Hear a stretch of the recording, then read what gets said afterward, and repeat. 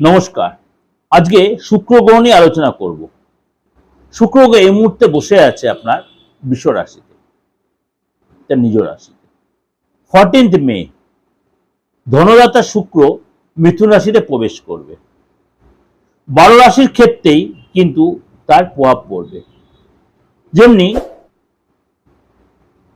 এই সময় কিন্তু দেবগুরু বৃহস্পতির সাথে জুতি তৈরি করবে, যার জন্য গজলক্ষ্মী রাজযোগ তৈরি হবে এবং 12 রাশির ক্ষেত্রে তারা কিন্তু একটা পজিটিভ প্রভাব বিস্তার করবে। এই মে মাসে অর্থাৎ এই 14 মে দেবগুরু বৃহস্পতির সাথে শুক্রাচার্য মানে শুক্র যখন মিলিত হবে, আপনার জীবনেও কিন্তু একটা বিশাল তার পরিবর্তন আসবে। বিশাল একটা পরিবর্তন, দুই গুরু একসাথে কম্বাইন্ড হচ্ছে, তাহলে আপনার ফ্যামিলি লাইফে বলুন, সন্তানের ক্ষেত্রে বলুন এবং আপনার ডেভেলপের ক্ষেত্রে বলুন, সব ক্ষেত্রে কিন্তু একটা পরিবর্তন কিন্তু আপনার লক্ষ্য করতে পারবেন। গুরু আর শুক্রের এই মিলন ভগবান বিষ্ণুর সাথে গণেশজি কিন্তু একটা মিলনের মতো। সুতরাং এই সময় কিন্তু বিষ্ণুর সহস্রনাম পাঠ করলে কিন্তু অনেকটাই আপনি এখানে উপকৃত হবেন এবং এই সময় কিন্তু অবশ্যই আপনি গণেশজির পুজো করলে অনেকটা ডেভেলপ পাবেন। চলুন তাহলে জেনে নিই কর্কট রাশি। কর্কট রাশি আপনার জন্য কিন্তু একটু যত্নশীল হতে হবে। আপনার এই গোচর দীর্ঘ সময় ধরে আটকে থাকা যে কাজ আপনার এই সময় সেই কাজ আপনি উঠাতে চান, অবশ্যই আপনার সেই যত্নশীল হতে হবে। কাজের প্রতি আপনাকে কনসেন্ট্রেট করতে হবে। মানে যদি আপনি সেটা নেগলিজেন্সি করেন, আপনি ব্যবসায়ী হোক বা আপনার চাকরি হোক, তাহলে সেই সুযোগ কিন্তু হাতছাড়া হতে পারে, জিনিসটা নষ্ট হয়ে যেতে পারে।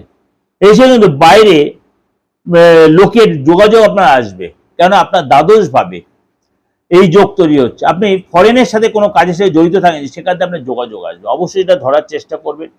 আপনার যদি কোনো ফ্যাশনেবল আইটেম বা আপনার এক্সপোর্টের কোনো ব্যবসা, এক্সপোর্ট করার মতো কোনো ব্যবসা, কোনো ফ্যাশনেবল আইটেম বলুন বা এরকম কোনো মানে সিজনেবল কোনো ব্যবসা যদি আপনি করে থাকেন, এই সময় যদি কোনো এক্সপোর্টের কোনো ব্যাপার আপনি সেখান থেকে লাভবান হবে, সেখানে এক্সপোর্ট করে লাভবান হবে। এবং এই সময় কিন্তু আপনার মাঝে মাঝে মনটার মধ্যে একটা অস্থিরবোধ কাজ করতে পারে, পার্টনার সাথে ভুল বোঝা হতে পারে, আপনার মানে পার্টনারের হেলথ বা আপনার গুরুজনের হেলথ নিয়ে ডিস্টার্ব হতে পারে। এই সময় কিন্তু আপনার খরচ বাড়তে পারে, খরচে অবশ্যই আপনার লাগাম টানতে হবে এবং আপনাকে মাঝে মাঝে একটু রাতে ঘুম চলে যেতে পারে, অনেক রাত অবধি জেগে থাকতে পারেন। কিন্তু আপনি যে সেক্টরে, বিশেষ করে কাজের জায়গায় বসের সাথে সুসম্পর্ক বজায় রাখার চেষ্টা করেন, ভুল বোঝাতে বস আপনার ফোকাস করতে পারে। চাকরি দুম করে ছেড়ে দেবেন না সেরকম সিচুয়েশন হলে।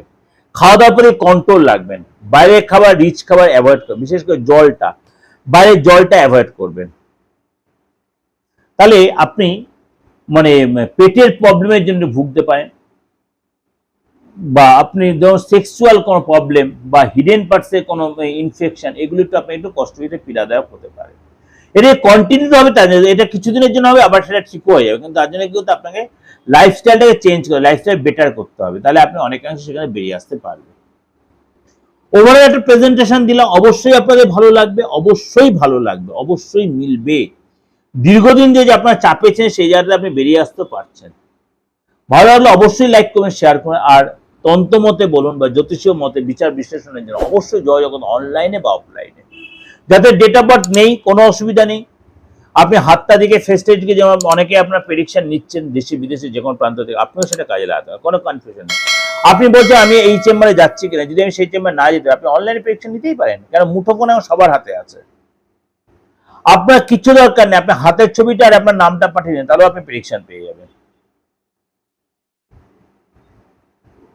যাই হোক, এটা আপনাকে একটা মানে বলার উদ্দেশ্যটা একটাই কারণে, যে অনেকেই বলছে আপনি যে আপনি যে হাতটা দেখতে পাচ্ছেন, হাতটা দেখে যে আপনি পুঙ্খানুপুঙ্খ যে আপনার বাস্তবতায় প্রবলেম, যে কি প্রবলেম সেভাবে কি রেক্টিফিকেশন, সেটা যে আপনি বলছেন সেটা একটু বলে দিন।